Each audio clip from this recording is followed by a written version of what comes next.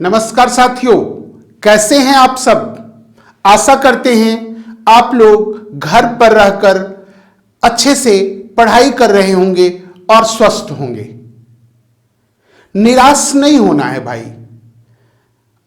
Exam सारे समय से नहीं, लेकिन होना तो है भाई, ये पक्का है। आप ऐसा मत सोचिए कि नहीं आगे एग्जाम ही कोई नहीं होने वाला है और इसके लिए तैयारी बिल्कुल ढिलाई दे दीजिए। ऐसा नहीं होना चाहिए भाई। जैसे लॉकडाउन खुलेगा वैसे ही सारे एग्जाम के डेट आना प्रारंभ होगा और फिर उस समय आप घबरा जाएंगे। तो ध्यान रखिए दोस्तों, तैयारी का यही बहुत ही सही समय है। तो चलिए आज हम एक नए टॉपिक्स पर, और वह है भारत के संविधान का टॉपिक्स नियंत्रक महालेखा परीक्षक। टॉपिक्स का नाम क्या है भाई? नियंत्रक महालेखा परीक्षक, और इंग्लिश में इसको क्या कहते हैं? Controller and auditor general. तो आज हम लोग एक बहुत ही महत्वपूर्ण पद पर चर्चा कर रहे हैं। मेरे समझ से लोकतंत्र के 4 महत्वपूर्ण संस्थाएं हैं। मेरे समझ से, ऐसा लिखा हुआ नहीं मिलेगा क्रम, ये मेरा समझ है, मेरा मानना है कि लोकतंत्र के लिए 4 महत्वपूर्ण संस्थाएं हैं। एक है स्वतंत्र और निष्पक्ष न्यायपालिका, बहुत आवश्यक है भाई। दूसरा है निर्वाचन आयोग। तीसरा है नियंत्रक एवं महालेखा परीक्षक, और चौथा है संघ लोक सेवा आयोग। ये 4 ऐसी संस्थाएं हैं जिनका सही तरीके से काम करना लोकतंत्र की सफलता को बताता है। तो आज उसी में से एक पद पर हम लोग चर्चा कर रहे हैं और वह पद है नियंत्रक महालेखा परीक्षक। तो नमस्कार मित्रों, मैं मुकेश आपका स्वागत करता हूं आपके अपने YouTube चैनल मुकेश प्रयास पर, और आज इस टॉपिक्स को अच्छे से कर रहे हैं हम लोग। तो सबसे पहला क्वेश्चन है कि नियंत्रक महालेखा परीक्षक का उल्लेख संविधान के किस भाग में है? नियंत्रक महालेखा परीक्षक का उल्लेख संविधान के किस भाग में है? तो हम लोगों का आंसर होगा भाग 5। याद रखिएगा भाई, किस भाग में है? तो भाग 5 में है। क्लियर है? चलिए, अगर आप लोग से पूछे कि किस अनुच्छेद में है, अनुच्छेद होगा 148 से 151। तो किस अनुच्छेद में नियंत्रक एवं महालेखा परीक्षक का उल्लेख मिलता है? अगर यह क्वेश्चन पूछे, क्या आंसर देंगे आप लोग? आप लोग का आंसर होगा अनुच्छेद 148 से 151। क्लियर है? चलिए अब देखते हैं अनुच्छेद 148 में क्या है। तो कैग का पद, नियंत्रक महालेखा परीक्षक के पद का उल्लेख मिलता है अनुच्छेद 148 में। अब है अनुच्छेद 149। इसमें क्या है भाई? कार्य एवं शक्ति। तो इस पद पर बैठे पदाधिकारी को जो कार्य और शक्ति दिया गया है उसका उल्लेख है अनुच्छेद 149। अब है अनुच्छेद 150 में किस चीज का उल्लेख है? तो लेखा का प्रारूप। लेखा का प्रारूप। क्लियर? तो लेखा का प्रारूप कैसा होना चाहिए? यह प्रारूप का सलाह नियंत्रक महालेखा परीक्षक ही देते हैं। और लास्ट है आपका अनुच्छेद 151। यह है कि कैग अपनी रिपोर्ट राष्ट्रपति को देते हैं और राष्ट्रपति उनके रिपोर्ट को संसद के पटल पर रखवाते हैं। तो कैग अपना रिपोर्ट राष्ट्रपति को देंगे किस अनुच्छेद के तहत? अनुच्छेद 151। तो 4 अनुच्छेद हैं इसमें। 4 में से अक्सर आप लोगों को 148 और 149 ही पूछता है, लेकिन हम चारों का उल्लेख किए हैं। क्लियर है? अब आइए, अब ध्यान देना है हम लोगों को कि नियंत्रक महालेखा परीक्षक जो हैं वो लोक वित्त का संरक्षक माने जाते हैं। यह क्वेश्चन डायरेक्ट पूछता है आप लोगों को कि लोक वित्त का संरक्षक किसको कहा गया है? आंसर क्या देंगे आप लोग? नियंत्रक एवं महालेखा परीक्षक। लोक वित्त का संरक्षक, या फिर एक टर्म इसी के तरह यूज होता है लोक निधि का अभिभावक। तो लोक निधि कहिए या लोक वित्त कहिए, एक ही बात हुआ, पब्लिक फाइनेंस। तो दोनों का टर्म का अर्थ एक ही है, लेकिन यूज देखिए कैसे हुआ है। तो लोक वित्त का संरक्षक किसको, तो नियंत्रक एवं महालेखा परीक्षक को। लोक निधि का अभिभावक किसको, नियंत्रक एवं महालेखा परीक्षक को। क्लियर है। अगला देखिए, लेखा परीक्षण व लेखा विभाग का मुखिया। लेखा परीक्षण व लेखा विभाग का मुखिया कौन होते हैं? अगर यह क्वेश्चन हम लोगों से पूछा जाए, क्या आंसर देंगे आप लोग? नियंत्रक महालेखा परीक्षक। क्लियर है। अब ध्यान रखना है कि ये जो लेखा परीक्षण व लेखा विभाग का ये मुखिया है, तो इसका नियंत्रण केंद्र और राज्य दोनों स्तरों पर होता है। तो कैग का नियंत्रक एवं महालेखा परीक्षक का नियंत्रण केंद्र एवं राज्य दोनों स्तरों पर होता है। तो क्वेश्चन कैसे पूछेगा, समझ में आया? क्वेश्चन आप लोगों से पूछेगा कि बताइए लोक वित्त का संरक्षक किसको कहा जाता है? आंसर क्या देंगे आप लोग? नियंत्रक महालेखा परीक्षक। लोक निधि का अभिभावक किसको कहा जाता है? नियंत्रक महालेखा परीक्षक। लेखा परीक्षण व लेखा विभाग का मुखिया कौन होता है? नियंत्रक महालेखा परीक्षक। और नियंत्रक महालेखा परीक्षक का नियंत्रण केंद्र और राज्य दोनों स्तर पर होता है। भाई क्लियर? अब एक क्वेश्चन पूछता है आप लोगों से कि नियंत्रक महालेखा परीक्षक को वरीयता क्रम में क्या स्थान दिया गया है? तो 9वां स्थान दिया गया है। पदाधिकारियों के वरीयता क्रम में नियंत्रक एवं महालेखा परीक्षक को कितना स्थान दिया गया है? तो 9वां स्थान दिया गया है। सर्वोच्च न्यायालय के न्यायाधीश के साथ, तो सर्वोच्च न्यायालय के न्यायाधीश को भी वरीयता क्रम में 9वां स्थान दिया गया है और नियंत्रक महालेखा परीक्षक को भी 9वां स्थान दिया गया है। तो क्या भाई इतना क्लियर है आप लोगों का? तो अगर हम पूछे कि नियंत्रक महालेखा परीक्षक को वरीयता क्रम में क्या स्थान दिया गया है, क्या बोलेंगे आप लोग? 9वां स्थान। किसके साथ रखा गया है? सर्वोच्च न्यायालय के न्यायाधीश के साथ। अब एक क्वेश्चन काफी महत्वपूर्ण है, बहुत बार एग्जाम में आता है, इस क्वेश्चन पर ध्यान दीजिए आप लोग।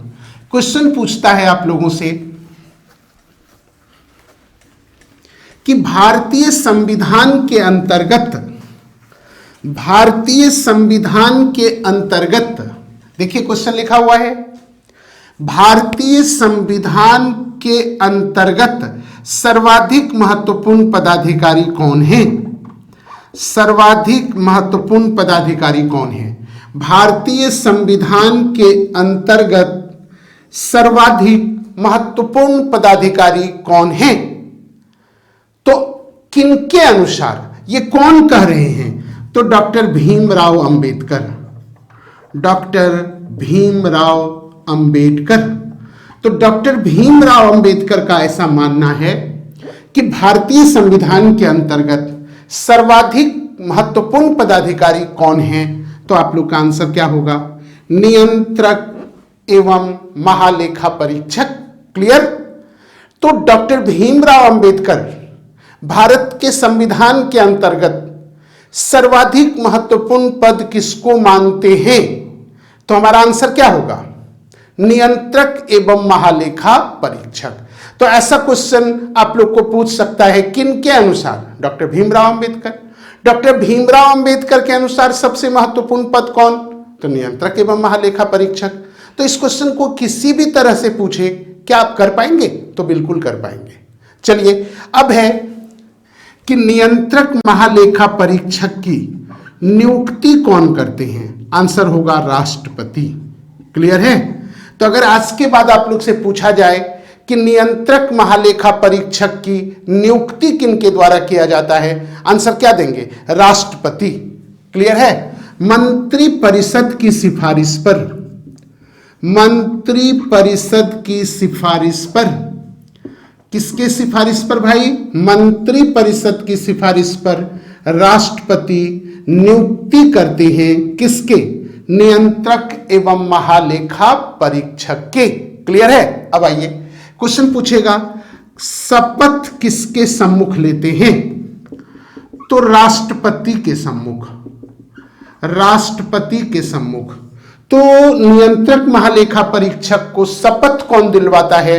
आंसर क्या होगा? राष्ट्रपति। क्लियर भाई? चलिए अगला क्वेश्चन है कार्यकाल। बहुत इंपॉर्टेंट क्वेश्चन है, कई बार यहां से क्वेश्चन पूछा गया है। कार्यकाल याद रखिएगा, 6 वर्ष या 65 वर्ष जो पहले पूरा हुआ हो, जो पहले पूरा हुआ हो। क्लियर? तो अगर पूछे कि नियंत्रक महालेखा परीक्षक का कार्यकाल बताइए, क्या बताएंगे आप लोग?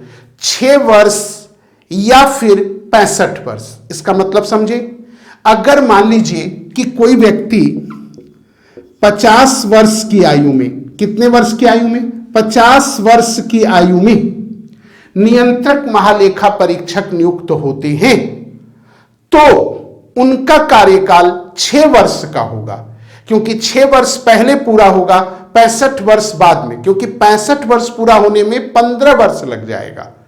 तो ध्यान रखना है कि जो पहले पूरा हो, तो इस कंडीशन में पहले कौन पूरा होगा? देखिए आप जोड़ के,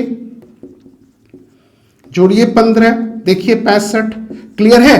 तो पहले कौन पूरा होगा? 6 वर्ष।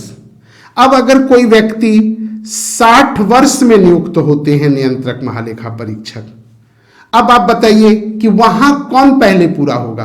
पहले पूरा होगा 65 वर्ष। तो ध्यान रखना है इस तरह से कि नियंत्रक महालेखा परीक्षक का कार्यकाल क्या है? तो 6 वर्ष या 65 वर्ष की आयु जो पहले पूरा हुआ हो, वही नियंत्रक महालेखा परीक्षक का कार्यकाल होगा। क्लियर है भाई? अब है कि वो त्याग पत्र किसको देंगे? त्याग पत्र किसको देंगे? तो नियंत्रक महालेखा परीक्षक जो हैं वो त्याग पत्र किसको देंगे? अगर ये क्वेश्चन हम लोगों से पूछा जाए तो अब हम लोग का आंसर होगा फिर से राष्ट्रपति। तो नियंत्रक महालेखा परीक्षक त्याग पत्र किसको देते हैं? अगर ये क्वेश्चन हम लोगों से पूछा जाए तो हम लोगों का आंसर क्या होगा? राष्ट्रपति। तो चलिए त्याग पत्र, अगर आप लोग से पूछा जाए त्याग पत्र किसको देंगे, आंसर क्या बोलेंगे? राष्ट्रपति। क्लियर है? तो नियुक्त कौन करते हैं? राष्ट्रपति। शपथ कौन दिलाते हैं? राष्ट्रपति। कार्यकाल कितना होता है भाई? 6 से 65 वर्ष। त्याग पत्र किसको देंगे? तो राष्ट्रपति को। क्लियर है? अब आइए योग्यता।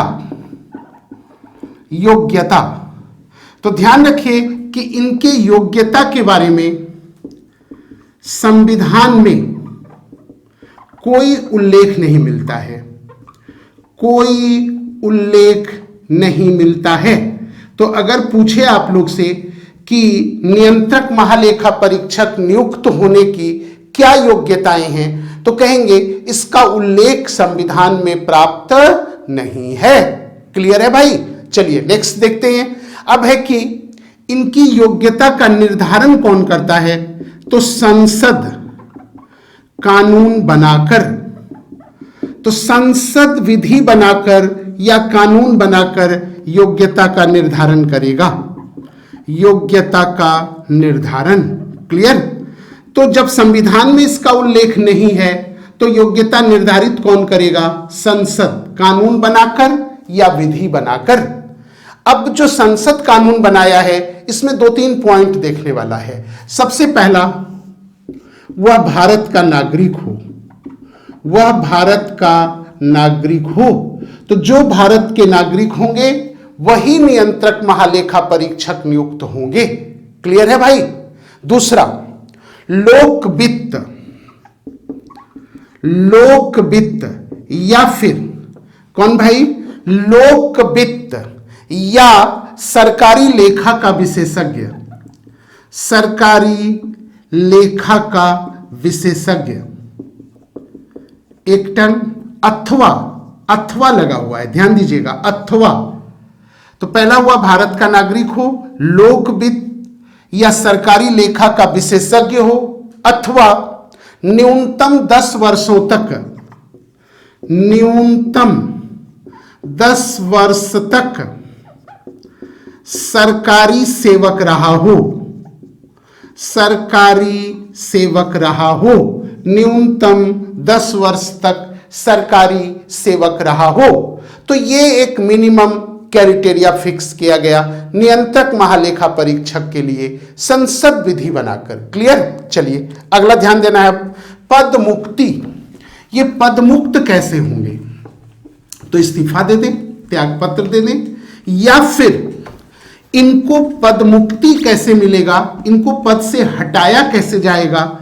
तो जिस विधि से सर्वोच्च न्यायालय के न्यायाधीश को, जिस विधि से सर्वोच्च न्यायालय पद से हटाया जाएगा, पद से हटाया जाएगा। तो कैसे हटाया जाएगा? तो जिस विधि से सर्वोच्च न्यायालय के न्यायाधीश को हटाया जाता है, न्यायाधीश को हटाया जाता है, तो जिस विधि से सर्वोच्च न्यायालय के न्यायाधीश को हटाया जाता है उसी विधि से नियंत्रक महालेखा परीक्षक को हटाया जा सकता है। क्लियर है? अब ध्यान रखिएगा आधार क्या होगा, किस आधार पर? तो आधार पर ध्यान देना है हम लोग को। आधार होगा साबित कदाचार, साबित कदाचार। क्लियर? पहला क्या होगा? साबित कदाचार या अयोग्यता के आधार पर, या अयोग्यता के आधार पर, साबित कदाचार या अयोग्यता के आधार पर। तो सर्वोच्च न्यायालय के न्यायाधीश को जिस विधि से हटाया जाता है, अब इसका चर्चा हम लोग जब सर्वोच्च न्यायालय करेंगे तो उस समय अच्छे से करेंगे। क्लियर है? अभी हम लोग को ध्यान देकर याद कर लेना है कि जिस विधि से सर्वोच्च न्यायालय के न्यायाधीश को, और आप लोग को पता है कि सर्वोच्च न्यायालय के न्यायाधीश को संसद में महाभियोग चलाकर हटाया जाता है। क्लियर है? तो हम हल्का क्लू दिए, आगे फिर इसको हम लोग अच्छे से करेंगे। चलिए अब अगर पूछे कि वेतन इनका क्या है, तो सर्वोच्च न्यायालय के न्यायाधीश के बराबर, सर्वोच्च न्यायालय के न्यायाधीश के बराबर, तो इनको वेतन क्या मिलता है भाई? सर्वोच्च न्यायालय के न्यायाधीश के बराबर। क्लियर है? अब आइए, इनका वेतन संचित निधि पर भारित है, संचित निधि पर भारित है, अर्थात इनके वेतन के लिए संसद से अनुमति की आवश्यकता नहीं है। क्लियर है? तो संचित निधि पर भारित व्यय है किनका वेतन? तो आंसर हम लोग देंगे नियंत्रक महालेखा परीक्षक। क्लियर है? चलिए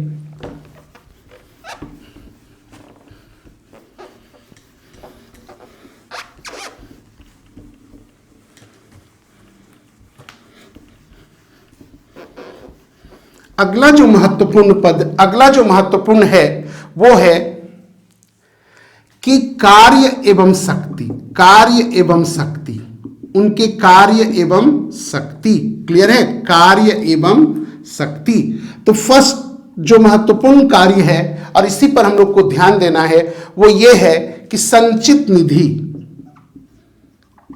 संचित निधि, कौन निधि भाई? फर्स्ट संचित निधि, दूसरा है लोक लेखा निधि, लोक लेखा निधि एवं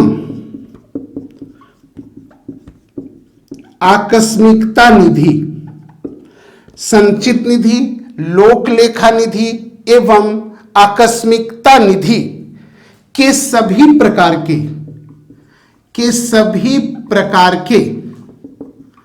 व्यय का लेखा परीक्षण, व्यय का लेखा परीक्षण, ये मुख्य कार्य हुआ भाई।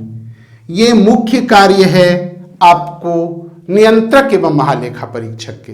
3 प्रकार के निधि हैं। फर्स्ट देखिए संचित निधि, दूसरा लोक लेखा निधि और तीसरा आकस्मिकता निधि।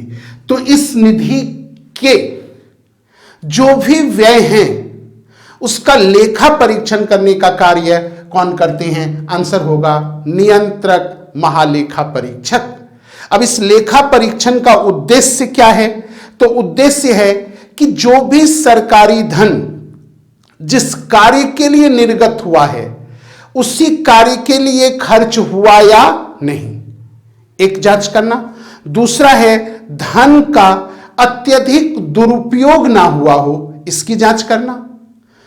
कम से कम खर्च, मित व्ययिता बरतना, इसकी जांच करना। तो ये सब प्रमुख कार्य हुए किसके? नियंत्रक महालेखा परीक्षक के। क्लियर? अब ध्यान दीजिए, ये जो कैग है अपना रिपोर्ट प्रस्तुत करता है। कैग अपना रिपोर्ट किसको प्रस्तुत करता है? तो केंद्र में राष्ट्रपति को और राज्य में राज्यपाल को। क्लियर है? केंद्र में किसको? राष्ट्रपति को, और राज्य में किसको? राज्यपाल को। तो कैग किसको रिपोर्ट प्रस्तुत करता है? यह क्वेश्चन पूछे, आपको समझ में आया?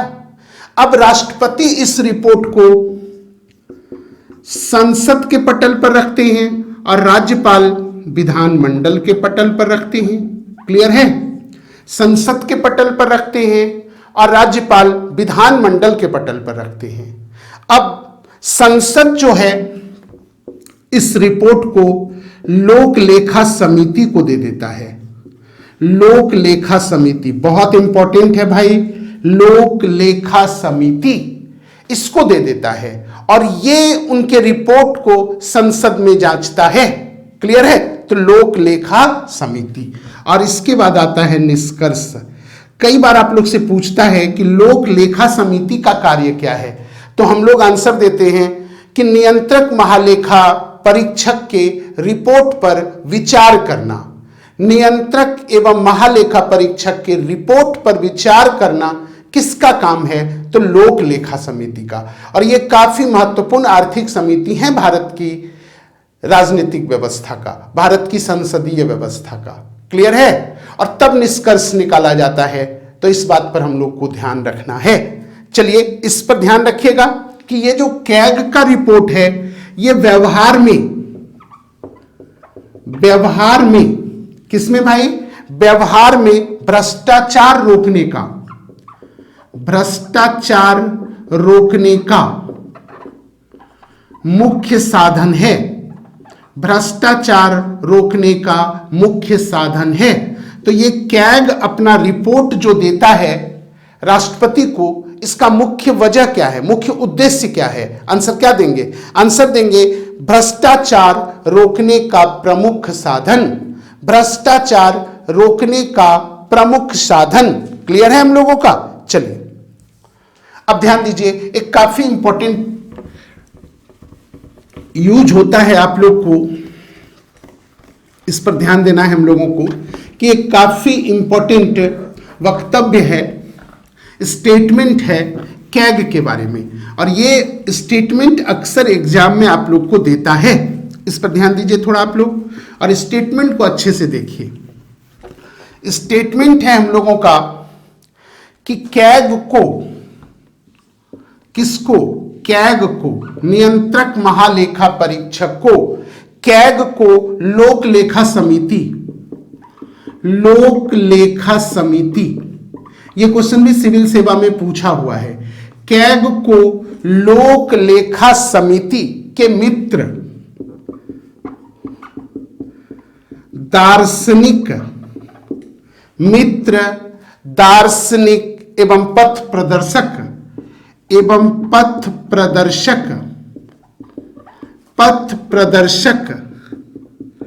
की संज्ञा दी जाती है। पथ प्रदर्शक की संज्ञा दी जाती है। लोक लेखा समिति के मित्र, दार्शनिक एवं पथ प्रदर्शक की संज्ञा दी जाती है। किसको? तो कैग को, नियंत्रक महालेखा परीक्षक को। तो ये डायरेक्ट स्टेटमेंट देगा, डायरेक्ट वक्तव्य देगा और कहेगा कि ये किसके लिए है, किसके लिए दिया गया है, किसके लिए कहा गया है। आंसर क्या होगा? कैग। भाई क्लियर? चलिए अगला जो एक बात है काफी महत्वपूर्ण है, क्योंकि आपको बताए थे कि यह एक लोकतंत्र जो है उसका महत्वपूर्ण संस्था है। तो इस संस्था में कार्य करने वाले व्यक्ति को स्वतंत्र होना होगा। तो कैग का पद स्वतंत्र हो, इसके लिए संविधान में क्या व्यवस्था है? तो पद की स्वतंत्रता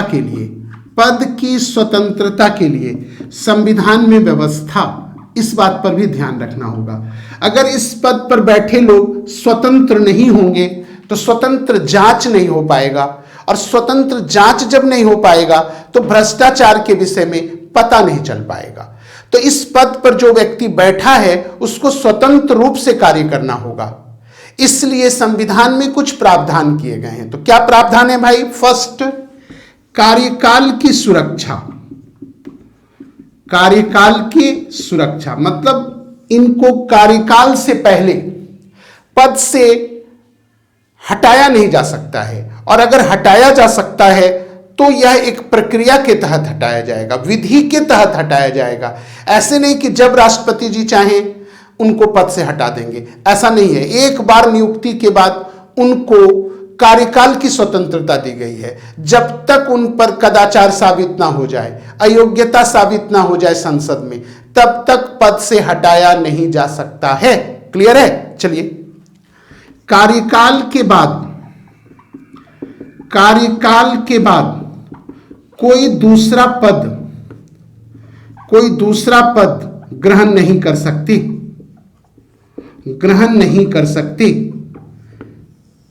मतलब यह हुआ कि अगर कैग रिटायर कर जाते हैं तो अब वो भारत में या भारत के किसी राज्य में किसी दूसरे पद को धारण नहीं कर सकते हैं।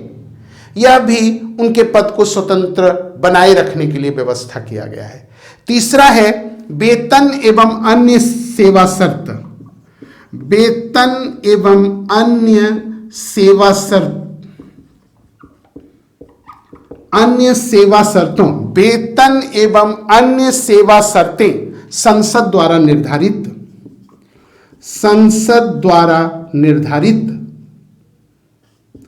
तो इनका जो वेतन है और अन्य सेवा शर्त है यह संसद द्वारा निर्धारित होता है, कोई दूसरा इसको प्रभावित नहीं कर सकता है।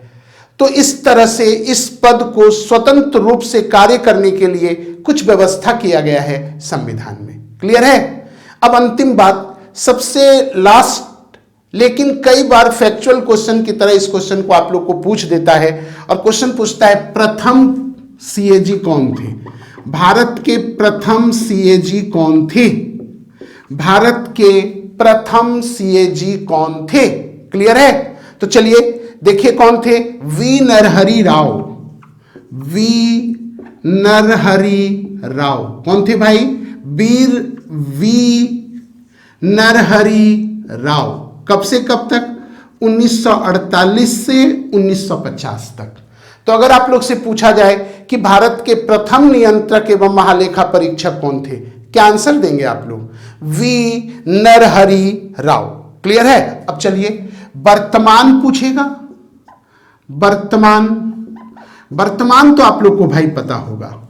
वर्तमान कैग कौन है ये तो आप लोग को पता होगा। आप लोग आंसर दीजिए, हम सुनने का कोशिश कर रहे हैं। अगर आप लोग सही आंसर देंगे तो वो मेरे कानों तक पहुंचेगा। चलिए जवाब दीजिए भाई, वर्तमान नियंत्रक महालेखा परीक्षक कौन है? तो चलिए आंसर देते हैं, राजीव महर्षि। क्या आंसर देंगे आप लोग? राजीव महर्षि। याद रखिएगा, यह क्वेश्चन करेंट इवेंट्स का क्वेश्चन बन सकता है कि वर्तमान में नियंत्रक महालेखा परीक्षक कौन है। क्या आंसर देंगे हम लोग? हम लोग का आंसर होगा राजीव महर्षि। क्लियर है? ये 13वीं राजीव महर्षि जो हैं वो भारत के 13वें कैग हैं। 13वें। क्लियर है? तो किस क्रम से हैं ये? तो 13वें क्रम से हैं। अगला एक क्वेश्चन और है कि ये कब पद धारण किए थे? तो 25 सितंबर 2017। तो 25 सितंबर 2017 से राजीव महर्षि जी भारत के नियंत्रक महालेखा परीक्षक हैं। भाई क्लियर? तो इस तरह से नियंत्रक महालेखा परीक्षक से संबंधित जो भी प्रश्न बनता है वो हम आपको यहां करवाए हैं और उम्मीद है, पूरा विश्वास है कि यहां से बाहर अब आप लोगों को नहीं पूछा जाना चाहिए। क्लियर? तो अगर आप अच्छे से इसको ध्यान देते हैं तो इस टॉपिक से आने वाला कोई भी प्रश्न अब आप बना पाएंगे। और इसके जांचने के लिए सबसे अच्छा तरीका यह है कि आप किसी भी एग्जाम का प्रीवियस ईयर क्वेश्चन ले लें और उसको बनाने का कोशिश करें। अगर बन जा रहा है तो समझिए सही डायरेक्शन में हम लोग मेहनत कर रहे हैं। क्लियर? चलिए भाई, एक बात आप लोग को हम बताना जा रहे हैं। वह बात यह है कि हम जो आप लोगों के लिए प्रैक्टिस सेशन पीपीटी पर लेकर आते हैं, आज से अब जो भी पीपीटी पर आप लोग का प्रैक्टिस सेट होगा उसका पीडीएफ चाहे तो आप डाउनलोड कर सकते हैं मेरे टेलीग्राम पेज पर जाकर। मेरे टेलीग्राम जो चैनल है उसको ज्वाइन करके। तो मेरे टेलीग्राम चैनल का नाम है मुकेश प्रयास। जिस तरह से मेरे यूट्यूब चैनल का नाम है मुकेश प्रयास, उसी तरह से आपके टेलीग्राम चैनल का भी नाम है मुकेश प्रयास। उसको जाएं और ज्वाइन कर लें। और अब से जो भी हम प्रैक्टिस सेट देंगे उस प्रैक्टिस सेट का आपको पीडीएफ विथ आंसर दिया जाएगा। क्लियर है? और आप चाहें तो उसको डाउनलोड कर सकते हैं, उसको चाहें तो आप पेज में निकाल सकते हैं और बार बार उसको प्रैक्टिस कर सकते हैं। क्लियर है? और अगला जो प्रैक्टिस सेट आ रहा है वो काफी महत्वपूर्ण है आप लोगों के लिए, और वह है महात्मा गांधी से रिलेटेड सारे प्रश्न। और हमारे समझ से ये कम से कम 100 और 150 के बीच में होगा। तो हम इनके लिए महात्मा गांधी को ध्यान में रखते हुए बहुत ही महत्वपूर्ण टॉपिक्स है 50-50 का प्रैक्टिस सेट लेकर आ रहे हैं। तो 2 तो निश्चित होगा, हो सकता है तीसरे में क्वेश्चन चला जाए, लेकिन अगर इस प्रैक्टिस पेपर का सारा क्वेश्चन अच्छे से नोट किए, उसका आंसर याद किए, तो मेरा पूरा भरोसा है कि इससे बाहर किसी भी एग्जाम में क्वेश्चन नहीं रहेगा। तो भाई जल्दी से जो चाहते हैं पीडीएफ, और पीडीएफ का आप लोग का काफी डिमांड रहता है। लॉकडाउन के बावजूद हम अपने कंप्यूटर ऑपरेटर से रिक्वेस्ट करके बोले हैं कि भाई कुछ कर दो आप लोग, और उसके बाद पीडीएफ डाउनलोड करना अब कल से हम शुरू करेंगे। जैसे ही प्रैक्टिस सेट डालेंगे उसके 2-3 घंटे के बाद हम पीडीएफ डालेंगे कि पहले आप लोग बनाइए। क्लियर है? तो चलिए भाई, अब से आप लोग को पीडीएफ मिलेगा टेलीग्राम चैनल पर, और उसका नाम क्या है? मुकेश प्रयास। जाइए टेलीग्राम को पहले तो आप प्ले स्टोर से डाउनलोड कर लीजिए और सर्च कीजिए मुकेश प्रयास। जैसे आए उसको ज्वाइन कर लीजिए, आपको पीडीएफ वहां से मिलता रहेगा। और हम टेस्ट सीरीज भी प्रारंभ कर रहे हैं बहुत ही जल्दी। तो इसके लिए टेलीग्राम चैनल है मेरा मुकेश प्रयास टेस्ट सीरीज, तो वो हम आगे आप लोग को बताएंगे। तो धन्यवाद मित्रों, फिर मिलते हैं किसी नए वीडियो के साथ। धन्यवाद। जय हिंद, जय भारत।